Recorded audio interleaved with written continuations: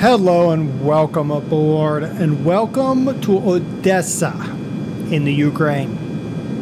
Why?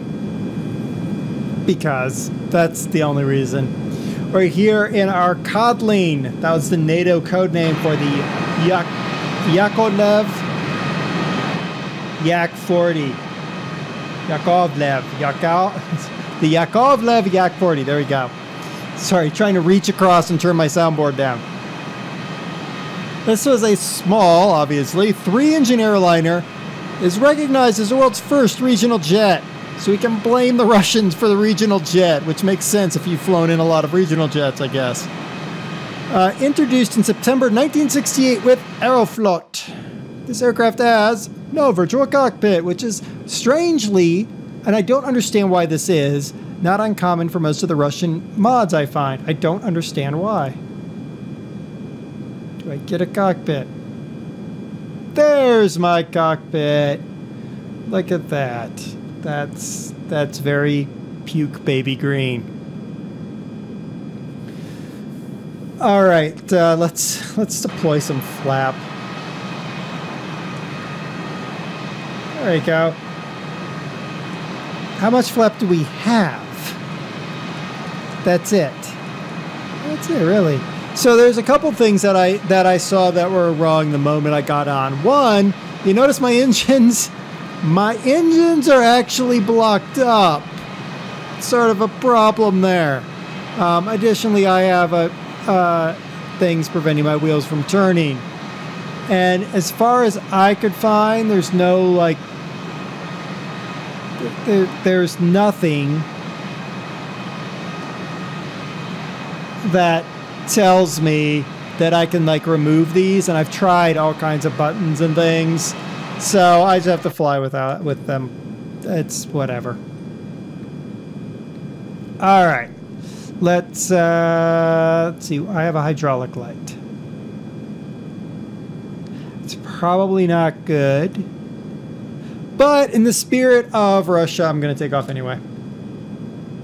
I'm going to throttle up my 3 Ivchenko AI 25 turbofans. They produce 3,300 pounds of thrust apiece. Wow, this thing turns like a... It just like floats. Oh, we're going this way now. Oh, now we're going this way. All right, can we take off yet? We can, yay! And then, look at this. I checked my landing gear, but I still have... Stop sitting out there. Oh my goodness. Oh, and we're over speed. Okay, fine. Woo! Stop being over speed. Thank you. Whee! Now we're all gonna die. Where is speed? Speed. Where would speed be?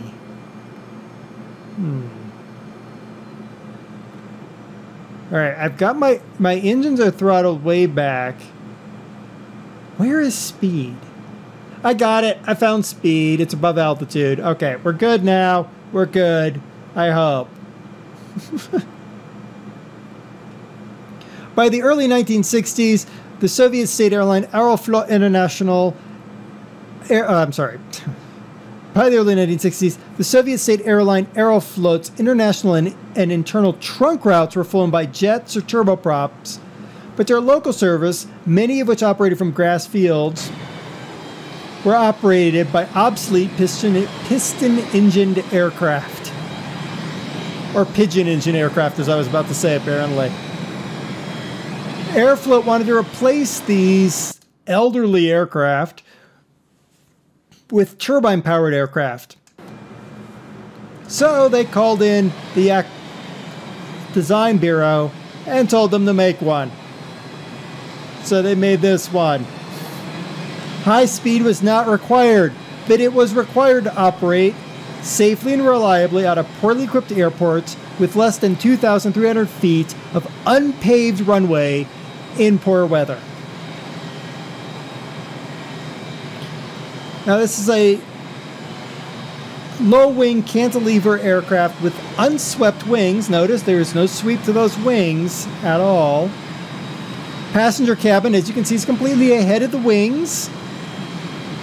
And the short rear fuselage does nothing but carry the engine.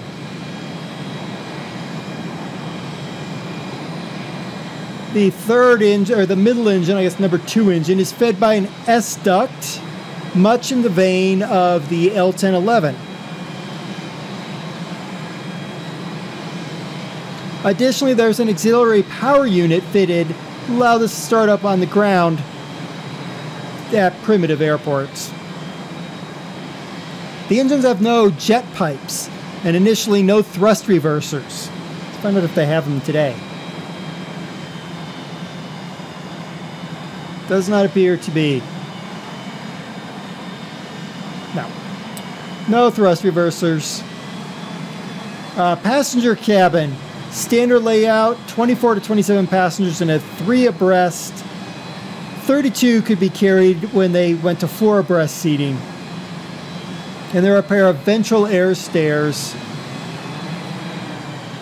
that you could access to get on and off of this aircraft. Large trailing edge slotted flaps, but no other high lift devices. It was relying on the low wing load to give the short field performance. There's a large fin, as you can see back there, that is swept back at 50 degrees. This moves the tail plane, which is that wing that's up on the edge of the tail, rearward to compensate. What was I saying before I was really interrupted by my aircraft exploding in space? Whee! Okay. Let's shut her down. And open the door, wherever the door is. Where are you, door? You're opening. Are you opening, or are you just screwing with me? You're just screwing with me. Okay, whatever. This large tail fin back here is at 50 degrees. It moves the tail plane rearward to compensate for the short fuselage. And the tail plane itself is also not heavily swept. This aircraft has been involved in a number of unfortunate accidents. A lot of it had to do with after the fall of the Soviet Union and problems with training and things like that. What do we think of the Yak-40? Well, I'll say this much. One, I'd like these Russian aircraft to have virtual cockpits. That would be awesome. Two, this one isn't done. I mean, I take off and I've got plants in my engines, covers in my engines, I've got chocks in my wings. My exits are open according to a flashing light, but I don't see any open exits anywhere. The aircraft is acting very fast, way too fast. We're talking an aircraft with a max speed of 342 miles an hour at 23,000 feet. The thing was over speed basically by the time I got to the end of the runway. So it feels like there's way more thrust in these engines than there should be. Unfortunately, like much of the Russian aircraft that I have covered, it doesn't feel quite complete. And I don't understand why. We know what Shift 1 does. It gives us our cockpit. Shift 2, there is our radio stack. 3 is our GPS.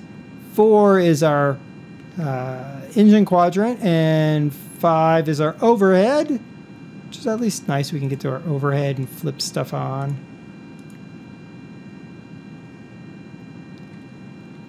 6, nope. What's this? Exits, toggle exit, closing. You never opened.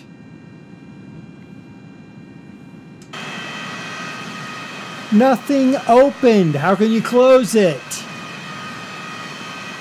Do not understand you. Silly, silly playing. All right. Well, this is the Yak-40. I have to say, Get farther away from it. Even shut down, it's noisy. I'll say that much too. I have to say, unfortunately, like a lot of Russian aircraft, I don't think it's done. I'd love a virtual cockpit, and I'd love a little bit more fit and finish, and I think the engines are a little bit overpowered. I've noticed that from here, I can see into the engine. Oh, what the heck? Wait a minute. Why are my engines uncovered now? Something I've done.